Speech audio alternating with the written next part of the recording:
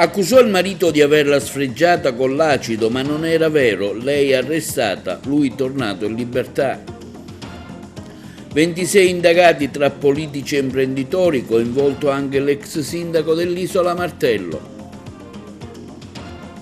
Conferenza stampa stamani del Movimento per la Sostenibilità Ambientale per illustrare quanto fatto contro il rigassificatore a Porto Empedocle.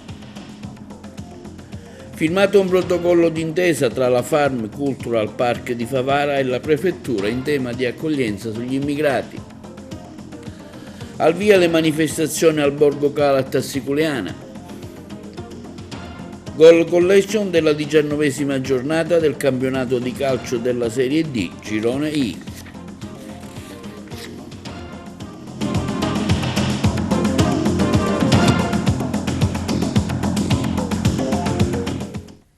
Benvenuti con l'appuntamento odierno del nostro telegiornale. Apriamo oggi il notiziario con una notizia che riguarda Palma di Montechiaro. Accusò il marito di averla sfregiata con l'acido, ma non era vero. Lei è arrestata, lui torna libero. Puntuale è arrivato il provvedimento del GIP che ha ordinato l'arresto della cinquantenne accusata di aver ferito in maniera grave lanciandogli acido al marito di 48 anni. Oggi conferenza stampa del procuratore di Agrigento presso la questura, il servizio. Conferenza stampa stamani del procuratore di Agrigento Giovanni Di Leo in questura alla presenza del capo della squadra mobile Vincenzo Perta e del commissario Maria Lombardo di Palma di Montechiaro per denunciare quanto accaduto. Nella serata di ieri a Palma di Montechiaro il personale della squadra mobile e del locale commissariato di pubblica sicurezza ha dato esecuzione a un'ordinanza emessa in parità dal giudice per le indagini preliminari del Tribunale di Agrigento, con la quale è stata disposta l'applicazione della misura della custodia cautelare in carcere a carico di una donna di Palma di Montechiaro di 50 anni. La donna è indagata per i reati di calunnia e deformazione dell'aspetto della persona mediante lesioni permanenti al viso, commessi in data 5 dicembre in danno dell'ex marito, anch'esso di Palma di Montechiaro, di 48 anni. Nello specifico, il 5 dicembre 2023, la donna aveva denunciato il suo ex marito asserendo di essere stata aggredita con l'utilizzo di una sostanza acida corrosiva.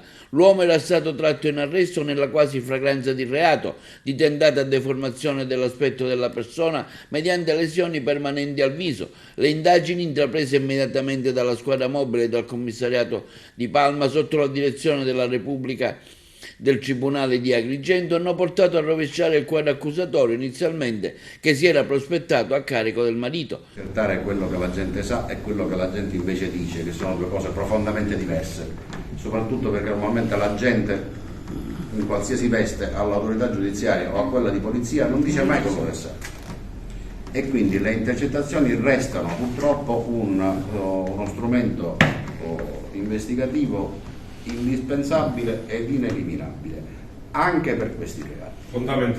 Fondamentale. Questo è uno. La svolta comunque non è che c'è stato un momento, la situazione, come ho detto nel precedente comunicato stampa, appariva poco chiara sin dal principio, perché io non ho mai visto una donna aggredita con l'acido che ha lesioni tutto sommato limitate e superficiali e l'aggressore viceversa fisicamente distrutto. E questa era la prima enorme anomalia nella prima narrazione resa dalla signora in ospedale davanti alla dottoressa Cipalinò, che ha condotto le indagini nella prima fase. Preso atto di questo, ovviamente noi abbiamo deciso di agire con la massima prudenza facendo tutti gli accertamenti. Io stesso sono andato a fare un sopralluogo sul luogo del delitto, chiamiamo, sulla scena del crimine, assieme al gabinetto di polizia scientifica, quando abbiamo avuto la disponibilità del personale del gabinetto di polizia scientifica, che per quello che accade in Sicilia dovrebbe avere 150 persone per poter essere presente dovunque in tempo reale, come la cronaca televisiva e giornalistica vorrebbe, ma non è così, e quindi abbiamo dovuto aspettare, anzi che li abbiamo avuti, e lì ci siamo fatti un'altra idea. Poi la polizia giudiziaria ha svolto ulteriori indagini al riscontro, abbiamo verificato che alcune cose che c'erano state dette nell'immediatezza non rispondevano a verità, ulteriori contraddizioni. È chiaro che in questo modo uno si fa poi un'idea diversa che poi deve compendiare, confortare, riscontrare, verificare e alla fine si traggono le conclusioni. Ovviamente quando questo è materialmente possibile, e allo Stato siamo arrivati a questo punto. Abbiamo ancora degli accertamenti tecnici in corso, la signora deve essere interrogata, dovranno essere risentiti i figli della signora, dovremo svolgere ulteriori attività a riscontro su tutta una serie di vicende sia pregresse che attuali. Detto questo, poi gli daremo le fila di questa vicenda, che ormai però a me sembra nella sua dinamica materiale abbastanza chiara. Questo è quanto emerso dall'ulteriore segmento investigativo che ci ha consentito appunto di riscontrare degli elementi di gravi indizi di colpevolezza a carico della donna. Quindi è stata un'indagine complessa che ha impegnato gli uomini della squadra mobile del commissariato di Palma di Montechiaro e della polizia scientifica praticamente giorno e notte. Nonostante le difficoltà, la complessità del caso che si è presentata sin dal primo momento. Fortunatamente però gli elementi raccolti hanno consentito, a nostro avviso, in questa fase delle indagini, di ristabilire la verità e di poter dire in questo momento che appunto i gravi indizi di colpevolezza appunto ricadono sulla signora che appunto avrebbe sfregiato il suo ex marito con dell'acido, provocando addirittura delle ferite e delle lesioni che in questo momento appaiono addirittura irrimediabili. Dopo l'arresto ha detto qualcosa la signora? Ovviamente non possiamo riferire nulla in merito a questi. Come diceva il procuratore capo, le indagini non sono concluse. Le indagini non sono concluse e non le abbiamo mai concluse, altrimenti se noi ci fossimo accontentati della prima verità, quella riferita dalla signora, le indagini si sarebbero concluse però con un approdo che non sarebbe stato veritiero. Invece l'impegno della squadra mobile, degli uomini del commissariato di Palma di Montechiaro e della polizia scientifica sono invece stati, come dire, al momento attuale utili per poter arrivare ad una verità che appunto possiamo considerare acquisita, almeno al momento, allo stato degli atti. C'è qualche ipotesi sul modello, dottore? Non posso dire altro in questo momento. Fondamentali sono state le intercettazioni. Sono state fondamentali le intercettazioni, le attività tecniche nel complesso e vedremo il prosieguo dell'attività di indagine cosa dirà. È mai contraddetta nella sua versione dei fatti? Si è contraddetta in relazione ai riscontri che abbiamo effettuato. Infatti tutto sembrava propendere verso le storie che sempre sentiamo della donna aggredita e così in un primo momento sembravano andare le indagini, però in questo caso non è stato così. I risultati investigativi sono stati diversi, il commissariato ha gestito il primo intervento, ma c'è stata una simbiosi, potrei dire, con la squadra mobile e con la procura e con la polizia scientifica, come se avessimo operato tutti insieme in una estrema sinergia, come ha detto il dottor Perta. Passiamo ora a Lampedusa, appalti ad amici e parenti, 26 indagati tra politici e imprenditori, coinvolto anche l'ex sindaco dell'isola Martello e il vice sindaco Prestipino, il servizio. È stata chiusa l'indagine della Procura della Repubblica di Agrigento per 26 tra ex amministratori, funzionari comunali e imprenditori del comune di Lampedusa. Viene ipotizzata un'associazione per delinquere finalizzata alla commissione dei delitti contro la pubblica amministrazione, abuso d'ufficio, concussione e peculato. Gli indagati avranno adesso 20 giorni di tempo per chiedere di essere interrogati e presentare memorie difensive per provare a evitare la richiesta del rinvio a giudizio. Tra gli indagati l'ex sindaco delle isole Pelagie Salvatore Martello, l'ex vice sindaco Salvatore Prestipino, i dirigenti dell'ufficio tecnico comunale e dei lavori pubblici rispettivamente Giuseppe Di Malta e Maglio Maraventano. Al centro dell'inchiesta l'appalto per i lavori di manutenzione della rete fognaria dell'isola e delle stazioni di sollevamento. 2 anni fa vennero sequestrati dai carabinieri di Agrigento nel comune di Lampedusa atti su appalti e concessioni. La procura agrigentina mi pare abbia preso un abbaglio, sostiene che io abbia affidato i lavori ai miei parenti quando il compito del sindaco non è fare gare e dare affidamenti, ma dare l'indirizzo politico. Le determine le fanno i dirigenti. Si parla di determine di 1.000 euro o di 500 euro che sono sempre dirigenziali. Dimostrerò nelle sedi opportune qual è l'abbaglio che ha preso la procura nei miei confronti e della mia famiglia. I miei familiari non hanno mai avuto rapporti con l'amministrazione di Lampedusa e quanto ha affermato dall'ex sindaco delle Pelagie Totò Martello. 4 colpi di pistola sono stati esplosi all'indirizzo dell'abitazione di un commerciante di 53 anni di Canicattì nella serata di ieri tra le vie Duomo e Gangitano. I colpi, probabilmente calibro 7,65, hanno raggiunto in rapida successione per 2 volte la finestra dell'appartamento e altrettante volte il portone d'ingresso. A fare la scoperta è stato proprio il proprietario della casa, che ha immediatamente chiamato la polizia. Gli agenti del locale commissariato, unitamente ai poliziotti della squadra mobile, hanno avviato le indagini per cercare di fare luce sull'accaduto. Il primo passo è stato quello di sentire il commerciante, ma anche i residenti della zona. La Procura della Repubblica di Agrigento ha aperto un fascicolo d'inchiesta. Passiamo alla Licata. Non sembrano fermarsi gli episodi incendiari a Licata, una vera e propria escalation negli ultimi giorni. L'ultimo episodio in ordine di tempo in via Cassarà. L'automobile di un pensionato di 77 anni e residente da tempo in Germania è stata danneggiata da un incendio. La natura del rogo, secondo prima ricostruzione, sembrerebbe essere dolosa. Sul posto, lanciato l'allarme, sono intervenuti immediatamente i vigili del fuoco del distaccamento di Corso Argentina e i poliziotti del locale commissariato. Poco prima, in via Palma, era stato bruciato un furgone di proprietà di un imprenditore del posto. Al via le indagini per fare luce su quanto accaduto. Firmato stamani in prefettura e la Farm Cultural Park un'intesa per migliorare l'accoglienza ai migranti, il servizio. Il prefetto di Agrigento Filippo Romano e la Fondazione Farm Cultural Park hanno sottoscritto presso la sede del Palazzo di Governo in prefettura un protocollo d'intesa per la collaborazione in materia di accoglienza dei migranti. L'accordo, che ha una durata di 2 anni, prevede la realizzazione di iniziative creative e culturali per migliorare gli ambienti di accoglienza dei migranti nel territorio agrigentino, con particolare riferimento al nuovo hotspot di Porto Empedocle e agli uffici destinati allo sportello unico immigrazione della prefettura. Nell'ambito della nascente collaborazione è previsto che la Fondazione Farm Cultural Park, che ha sede a Favara, si impegni a fornire gratuitamente competenze e risorse umane materiali per la realizzazione dei progetti e azioni creative e culturali, mentre l'ufficio del governo si impegna a fornire quel supporto istituzionale necessario per agevolare la realizzazione dei progetti, nonché a facilitare il coordinamento tra le parti interessate. L'accordo sottoscritto oggi è un passo importante per migliorare l'accoglienza dei migranti nel territorio di Agrigento, ha dichiarato il prefetto Romano. La collaborazione tra le istituzioni e la realtà del territorio è fondamentale per garantire ai migranti un'accoglienza dignitosa e inclusiva. Siamo felici di poter collaborare con la prefettura per migliorare l'accoglienza dei migranti, questo quanto dichiarato dai rappresentanti della Fondazione Farm Cultural Park.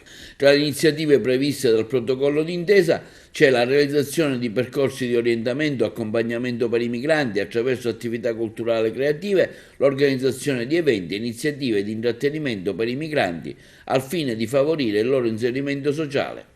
Bancarotta, truffe e minacce a curatore fallimentare, arrestato un imprenditore che dopo aver gestito le società e dopo averle condotte scientemente al fallimento le ha svuotate e ha continuato a gestire le nuove imprese costituite il servizio da Messina. L'imprenditore Enzo Sindoni, ex sindaco di Capodorlando, è finito agli arresti domiciliari. La misura cautelare è stata disposta dal Tribunale di Patti ed eseguita nelle scorse ore dalla Guardia di Finanza di Capodorlando. Sindoni è accusato di aver determinato la bancarotta di 3 società mediante la distrazione di fondi e l'esposizione dei bilanci di crediti inesistenti. L'indagine, condotta dalle Fiamme Gialle di Capodorlando sotto la direzione della Procura di Patti, durata oltre 2 anni, avrebbe individuato l'imprenditore orlandino quale unico artefice delle ipotesi di bancarotta, anche avvalendosi di false contabilizzazioni e distribuzioni dirette di somme societarie sui propri conti correnti. Le indagini, condotte anche attraverso intercettazioni telefoniche, come si apprende dall'agenzia ANSA, avrebbero documentato come l'imprenditore amministrasse le società, assieme ad altre tuttora attive, attraverso diversi prestanome senza mai apparire come rappresentante legale. Sono stati accertati nel dettaglio circa 86 milioni di euro di debiti, in gran parte con l'erario, causando un ingente ammanco per le casse pubbliche.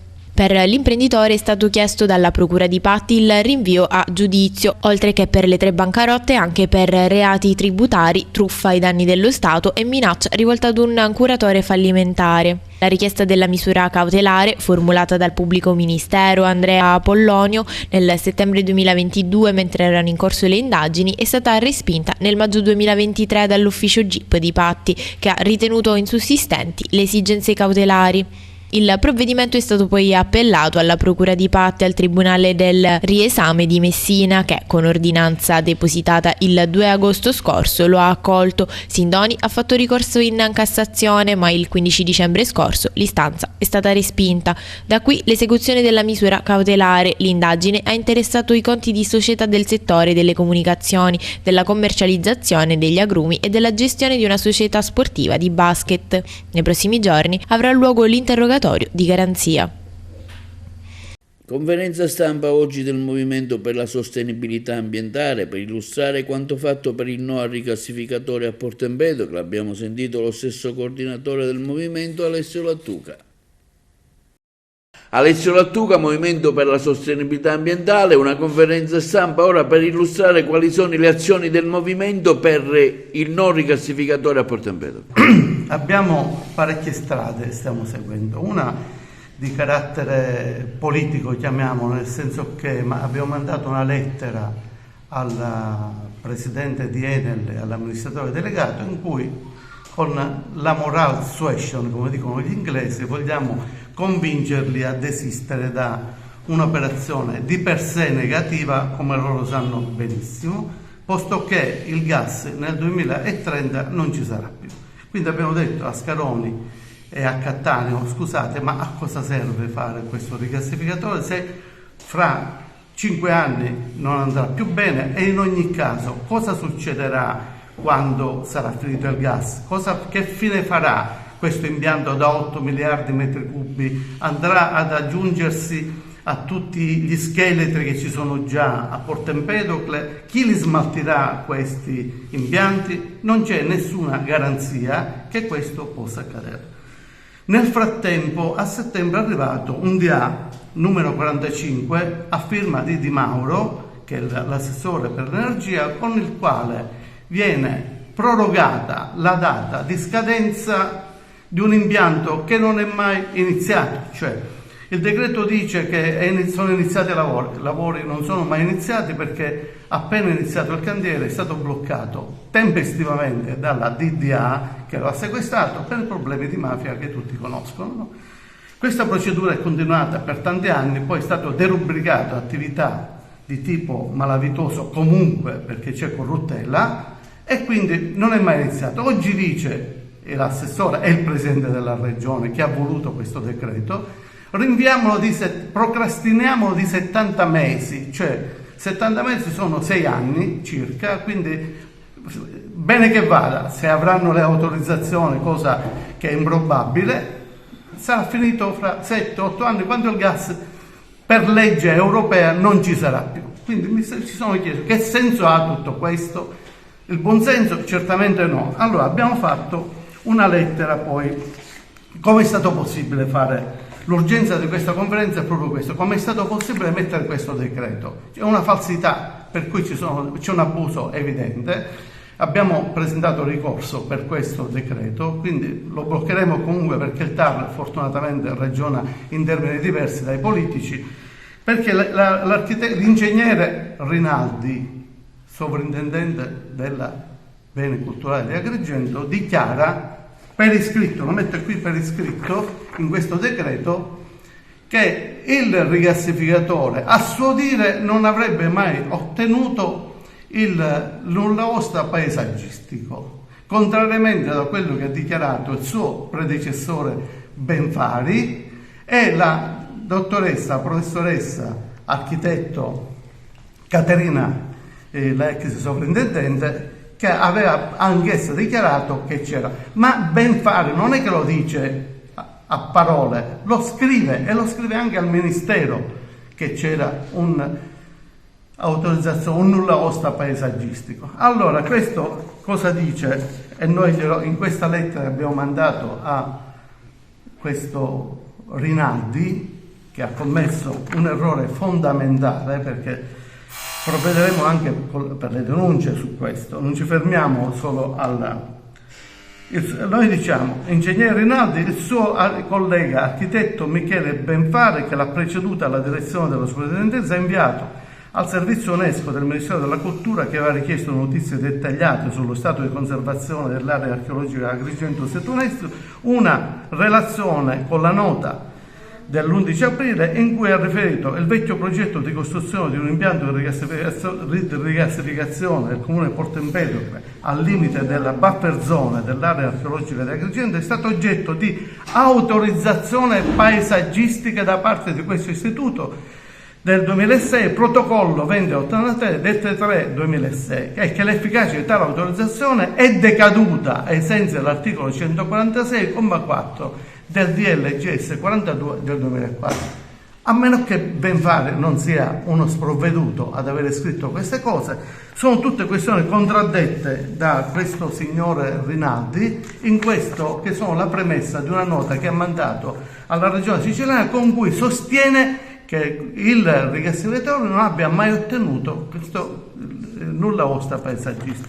Cose di pazzi, da pazzi scatenati. Io non so chi l'abbia consigliato o chi abbia scritto queste cose, perché sono veramente pazzesche. Quindi concludendo, noi abbiamo provveduto a fare ricorso a questo decreto e a presentare una denuncia su questi temi, perché sono veramente vergognosi per la morale di questa città, ove ce ne sia una, perché non è possibile che la città non reagisca in modo serio e concreto a questi fatti e siamo costretti a reagire esclusivamente con la carta bollata, perché sono cose di una gravità, mettono in discussione i diritti della città, dei cittadini, e metto in discussione la democrazia, perché è un fatto assolutamente autoritario quello che è accaduto ed è veramente insopportabile.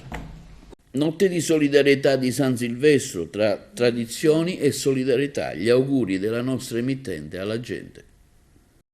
Capodanno è alle porte e la notte più lunga e sveglia dell'anno si avvicina ad essere vissuta. Tra luci colorate, lustrini e buon cibo sarà anche quest'anno la serata più bella e gioiosa e ricca di buoni propositi. Un momento per fare bilanci e guardare con attenzione a ciò che nel quasi trascorso 2023 sia da abbandonare, secondo un'antica usanza tutta italiana che vedeva fino a qualche tempo fa, ma fortunatamente adesso c'è l'indifferenziata, lanciare dai balconi oggetti vecchi proprio per salutare il nuovo anno con uno sguardo mirato a ciò che di nuovo e bello ci si attende.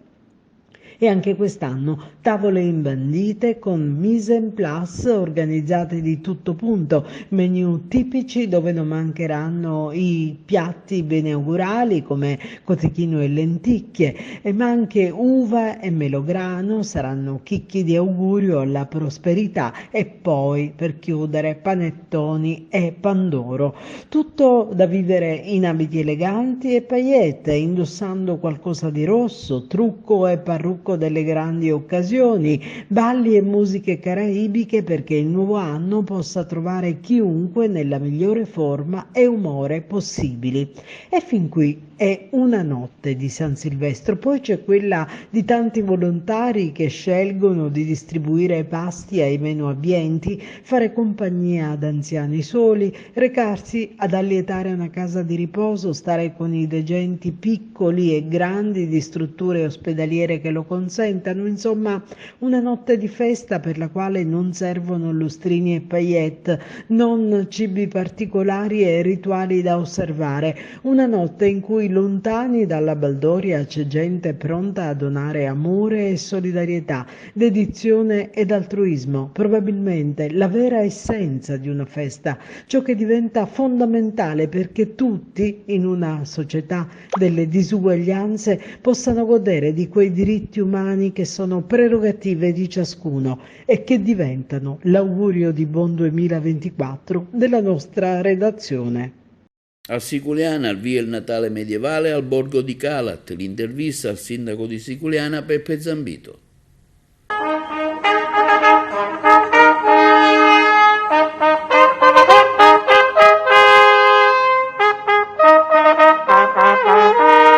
Il Natale nel borgo di Calati, dopo il successo dello scorso anno, viene riproposto appunto perché coniuga la bellezza di questo centro storico, tutto da scoprire, con i nostri vicoli, i nostri scorci che si animano con oltre 60 figuranti, con la musica, con le degustazioni, con momenti di intrattenimento. Quindi il centro storico che prende vita in occasione del Natale. E il Natale nel borgo di Calati è appunto anche un'occasione per la rievocazione del matrimonio storico tra Costanza Chiaramonte e Brancaleone Doria, che ha dato le radici, se vogliamo, a questa comunità, e pertanto riscoprire questa storia, farla rivivere attraverso questo evento è una cosa molto importante e significativa, sia da un punto di vista del turismo, ma sia anche dal punto di vista della partecipazione di tanti ragazzi e ragazzi che danno vita a questo percorso, alle associazioni, e anche a un gruppo di migranti quest'anno che attraverso un laboratorio sono studenti della sezione locale del CIPIA, che danzeranno su musiche medievali con le coreografie del maestro Piero Aquilotti. Quindi un'occasione per trascorrere sicuramente una bella serata, per degustare delle cose buone, ma anche per un'immersione, un percorso sensoriale che ci riporta indietro nelle lancette della storia e ci fa vivere davvero grandi emozioni. Via libera alla stabilizzazione dei precari ASU, soddisfatto il capogruppo della DC all'Ars, onorevole Carmelo Pace, il servizio. Via libera all'Assemblea regionale siciliana alla norma sulla stabilizzazione degli ASU. Abbiamo lavorato intensamente in questi mesi affinché venisse approvata una norma che darà dignità a questa categoria. Sono orgoglioso del provvedimento, di cui anch'io sono firmatario, che consentirà la stabilizzazione del personale ASU, una platea di ben 3.657 persone. Questo quanto dichiarato dal capogruppo della Democrazia Cristiana all'Assemblea regionale siciliana, onorevole Carmelo Pace. Ogni lavoratore, afferma Pace, potrà scegliere se sottoscrivere un contratto a tempo indeterminato a 24 ore settimanali oppure continuare nel solco del precariato mantenendo un sussidio di 36 ore a settimana che per il momento è fino al 30 giugno del 2026. Un plauso va al governo Schifani, afferma Pace, all'assessore Albano e all'assessore Falcone per l'impegno profuso in questi mesi. Stiamo mettendo a fine un precariato per il quale nessun precedente governo si era mai impegnato. Prima una parte degli ex PIP, adesso gli ASU. Sto tentando di mettere fine alle tante vertenze lavorative presenti in Sicilia. Quella che ci apprestiamo a varare, continua Pace, è una finanziaria di sostanza che pensa ai siciliani. E l'associazione Panathlon ha conferito all'atleta Abate Asia, alla sua allenatrice Elena Trupia, il premio Primavera 2023 per meriti sportivi. Il premio è stato assegnato congiuntamente e vuole sottolineare la fantastica sinergia che si crea tra atleta e allenatrice e ciò che si può raggiungere con impegno e dedizione. L'atleta è reduce dai mondiali di ginnastica artistica in Sudafrica, dove si è piazzata quarta ed è campionessa italiana. Ginnastica in Vesta 2023 Rimini Fisidir. Non subiranno alcuna modifica contestualmente al ponte di fine anno i turni per la raccolta differenziata dei rifiuti nel capoluogo agrigentino e negli altri comuni serviti dal raggruppamento delle imprese. Gli operatori ecologici non raccoglieranno i rifiuti solamente il giorno del 31 dicembre, in quanto è domenica, mentre la raccolta sarà regolare lunedì 1 gennaio, giorno di Capodanno, e sabato 6 gennaio, giorno dell'Epifania. I mastelli devono essere esposti come di consueto dalle 22 della sera precedente alle 6 del mattino del giorno del conferimento stabilito dal calendario. Linea alla regia per gli spot pubblicitari.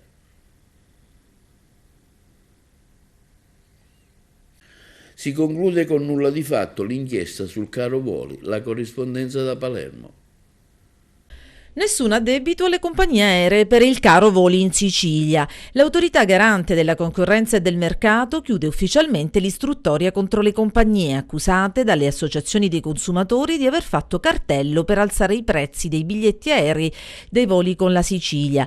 L'esame dell'intera documentazione agli atti non ha fornito elementi sufficienti a corroborare pienamente l'ipotesi avanzata nel provvedimento di avvio, si legge nelle 9 pagine di delibera. Quindi non ci sono prove di una collusione tra le compagnie aeree orientata alla fissazione dei prezzi e al contingentamento delle quantità di voli nel periodo delle festività natalizie del 2022. Tutto infatti era partito dopo la segnalazione di Codacons Sicilia il 20 dicembre 2022 che aveva determinato l'avvio del procedimento istruttorio nei confronti di EasyJet, Ita Airways, Ryanair e Wizz Air per accertare l'esistenza di violazioni relative alle condizioni economiche del servizio del trasporto aereo di passeggeri di linea in classe economy sulle rotte che da Palermo e Catania viaggiavano verso Roma, Milano, Torino e Bologna. Secondo l'Associazione dei consumatori, l'innalzamento generale e consistente dei prezzi dei biglietti aerei in economy nel periodo natalizio sarebbe stato riconducibile ad una precisa volontà delle compagnie. Alla denuncia di Codacons si è affiancata anche quella della regione siciliana, accuse sempre respinte dai vettori che oggi non nascondono la loro soddisfazione per la decisione dell'antitrust. Tuttavia, l'antitrust italiano, che non ha trovato in questo caso elementi probatori a suffragare le accuse del Codacons, ha avviato, non casualmente secondo gli addetti ai lavori, un'indagine conoscitiva su come i vettori fissano le tariffe. Fin qui la cronaca del braccio di ferro iniziato l'anno scorso e conclusosi in questi giorni. Ma cosa è cambiato realmente per i consumatori? I pendolari che tornano a casa per le festività natalizie 2023 assicurano che non è cambiato niente. Voli sempre alle stelle da e per le principali città italiane. L'Epifania tutte le feste porterà via, ma non le cattive abitudini che al di là delle pronunce ufficiali sembrano dure a morire. Arrivano i rincari con il nuovo anno, la corrispondenza da Palermo. Nel 2024 è prevista una stangata per le tasche dei consumatori, con un conto che potrebbe crescere di 974 euro a famiglia. È quanto sostiene il Codacons, il quale ha stimato la maggiore spesa che si prefigura a causa dei rincari di prezzi e tariffe nei vari settori. Stime poco rassicuranti arrivano anche da Assoutenti, che segnala aumenti per quanto riguarda la telefonia, ovvero le tariffe per i servizi di rete fissa, mobile e internet da parte dei gestori, che hanno già annunciato aumenti fino ad un massimo del 10%, che si attesterà tra i più 30 e i più 35 euro a famiglia. Cibi e bevande registrano da 2 anni un trend in forte rialzo che proseguirà nel corso del 2024, determinando una maggiore spesa stimata in più 231 euro a famiglia. Per il settore dei trasporti, auto, treni, aerei, già caratterizzato nel 2023 dai fenomeni del caro benzina e del caro voli, una famiglia media potrebbe ritrovarsi a spendere 160 euro in più annui. Una nota particolarmente dolente riguarda le RC Auto, un nucleo familiare che dispone di 2 automobili si ritroverà a spendere in totale 62 euro in più rispetto al 2023, solo a titolo di copertura assicurativa. Nel settore dell'energia, invece, regnano pesanti incognite. La fine del mercato tutelato del gas, fissata al 10 gennaio 2024, e della luce a luglio 2024, secondo l'associazione porterà inevitabilmente incrementi delle tariffe.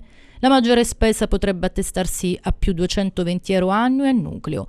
L'elenco dei rincari prosegue anche con le banche, più 18 euro a nucleo a titolo di servizi finanziari e bancari, tariffe locali, più 60 euro per rifiuti, acqua, eccetera, bar e ristoranti, più 68 euro annui a famiglia per mangiare e bere fuori casa.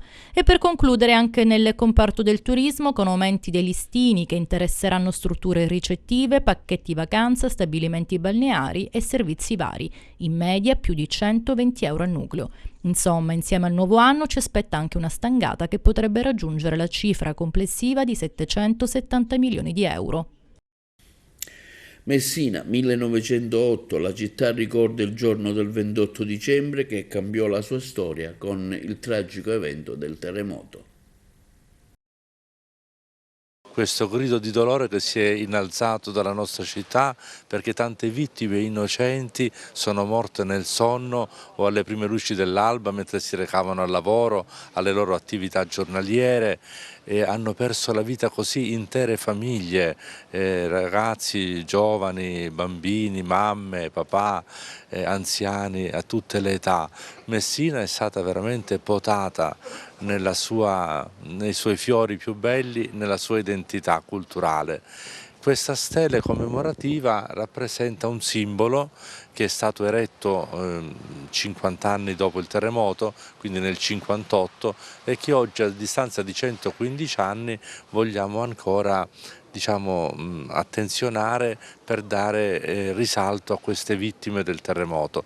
Questa stele faceva parte del complesso della chiesa di San Nicolò dei Gentiluomini, più o meno dove oggi c'è Piazza Antonello, che fu la sede dei Gesuiti che nel 1548 fondarono il primo nucleo della nostra Università degli Studi, quindi ha un valore rilevante in ordine alla storia e alla cultura messinese. Bisogna praticamente mettere insieme tutti coloro che in tanti anni hanno dato continuità a questi eventi, proprio con un coordinamento finalmente unico del Comune, e qui ci ritroviamo in un luogo significativo, questa colonna votiva posta proprio per i 50 anni del terremoto. Ma non è importante soltanto ricordare, ma anche non dimenticare che abitiamo in una zona ad altissimo rischio sismico, per cui mentre ricordiamo dobbiamo anche imparare ad essere consapevoli del nostro territorio e prepararci.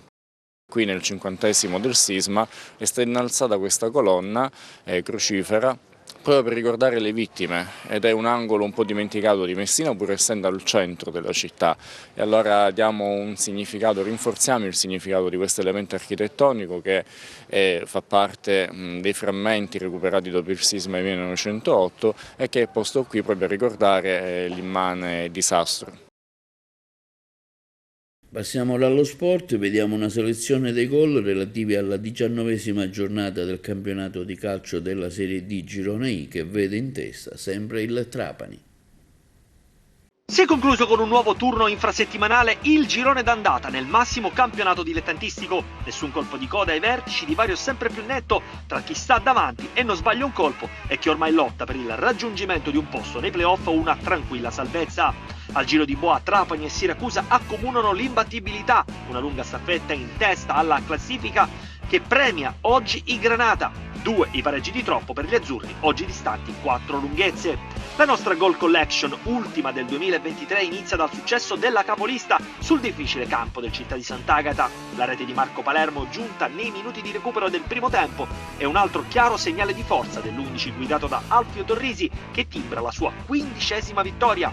Non resta a guardare il Siracusa che nel posticipo batte il Real Casalnuovo per 2-1, decisive le reti di Zampa e Maggio, tardiva la rete di Pinna che vale solo a dimezzare lo svantaggio. Ancora una grande prova della Vibonese, terza della classe, che batte il Licata a domicilio per 3-1. Calabresi avanti con l'incornata di Terranova, ripresi dagli 11 metri dal solito Mina Cori. Nei secondi 45 di gioco Ciotti e Tandara regalano i 3 punti alla Vibonese. Chiude con un sorriso la Reggio Calabria, la rete di Perri vale l'1-0 di misura contro la nuova Regia Virtus. Gioia che esplode nel finale ad Acireale con i Granata che al 94esimo minuto prevalgono per 2-1 sulla San Cataldese. Alla rete di Lucchese per i Granata risponde Calabrese per l'1-1 verde Amaranto, poi ci pensa Savanarola, capitano di lungo corso, di testa sugli sviluppi di un calcio d'angolo a mandare in estasi lo stadio Aci Galatea. In coda si registra il primo successo stagionale del Castrovillari, prevalso sul campo della Gioiese, e anche il San Luca, battendo per 2-0 il Canicattì, muove un colpo nella lotta alla salvezza. Terzo risultato utile consecutivo per il Portici, che batte l'Acragas per 3-1, il solito Maglione apre le danze, poi Marcucci su punizione sigla il raddoppio, Marrale tenta invano di riaprire la partita chiusa dalla rete nel recupero da Di Guida. La Goal Collection va in pausa, si ritornerà domenica 7 gennaio con la prima giornata di ritorno, Full Immersion, che ci accompagnerà per altre 19 giornate alla conclusione della regular season, che scandirà i titoli di coda domenica 5 maggio 2024. E questo è tutto per TV Notizie di oggi, vi diamo appuntamento alle prossime edizioni e vi auguriamo una buona serata.